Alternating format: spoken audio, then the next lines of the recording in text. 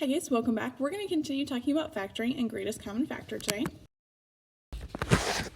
And so when there are four terms, we can use what's called factor by grouping. So we're going to try it. We're going to kind of give you the first step already done and then see what happens. So if I look here, I can see I have this chunk of information and this chunk of information. Those are terms because I can see I have some multiplication here and multiplication here. So what is in common with both of those terms? Well, x minus 3 and x minus 3 are in common. So I'm going to write that first, okay? And then you're basically dividing by x minus 3. So the x minus 3 just cancels out of both terms. And so I'm left with 7 minus 2x.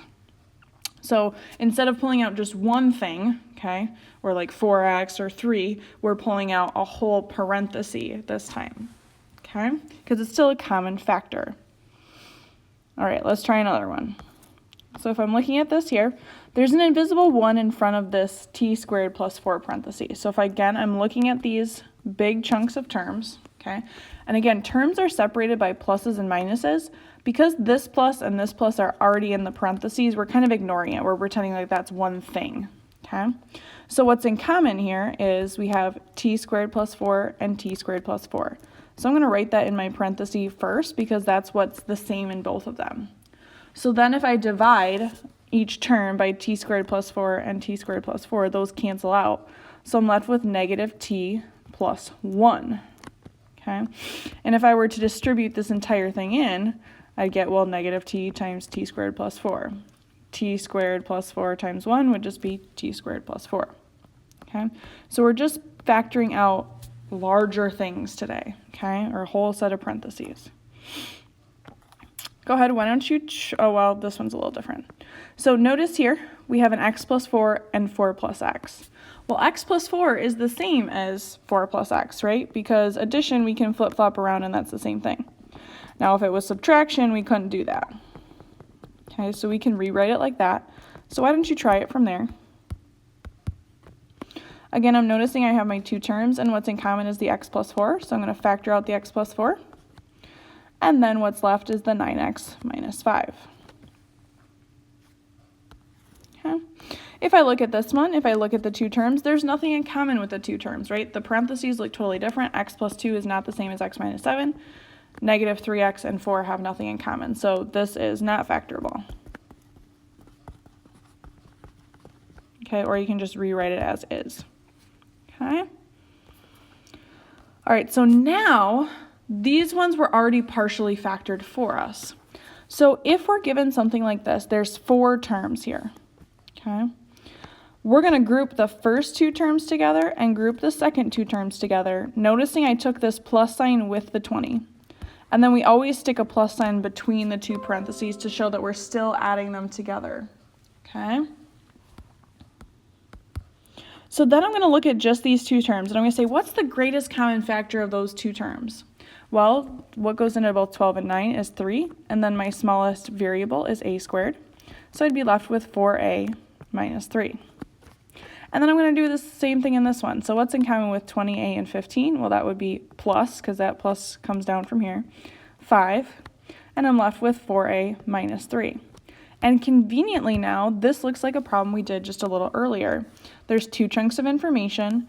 There's a parenthesis that looks exactly the same in both of them. So I'll factor that to be 4a minus 3.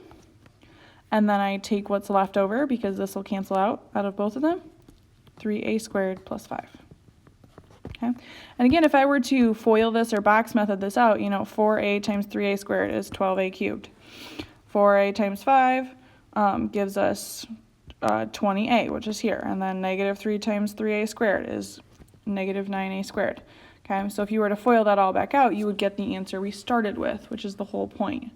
We want to be able to undo our distribution or undo our FOILing. All right, let's try another one. So again, I just grouped the first two together and the second two together, and we always stick a plus sign between them. Make sure that if this is a minus sign right here, that you take that negative with the x. That's very important. So I'm looking at these two terms, and I see that I can factor out a 9x squared. So I'm left with x minus 2. Okay. And then here, there's nothing I can factor out but a 1. Okay. So I get x plus 2. So notice here, these parentheses don't look anything alike, right? I mean, they have x and 2 in them, but one's a plus and one's a minus, right? They're not the same. So this is not factorable. This is as far as I can factor it down, okay, which is not always helpful, okay? So if you get to the point where the parentheses don't look exactly the same and there's nothing more you can do to it, you can just stop. All right, go ahead, why don't you try this one, see what happens. So what I'm going to do is I'm going to group these, again sticking my plus sign here, and if we factor out 3x squared out of this one, we're left with x minus 5, plus I can factor a 2 out of this, so I get 5 minus x. Now again, we can't just flip-flop subtraction around, but if I were to factor out a negative 2 instead, this would become a negative 5 and a plus x. Now it's an addition problem, which we can flip around. So this becomes 3x squared times x minus 5 minus 2, and then we can flip these around, so x minus 5. So if you notice that there's subtraction and the variable and the number are flipped around, or whatever the two terms are flipped around, if you factor out a negative, you can make it work. Okay, so now we can factor this down a little bit further and be like, okay, well, what's in common? X minus 5, and we're left with 3x squared minus 2. Okay, and again, if we were to FOIL that out or box method it out, we would get the answer we started with.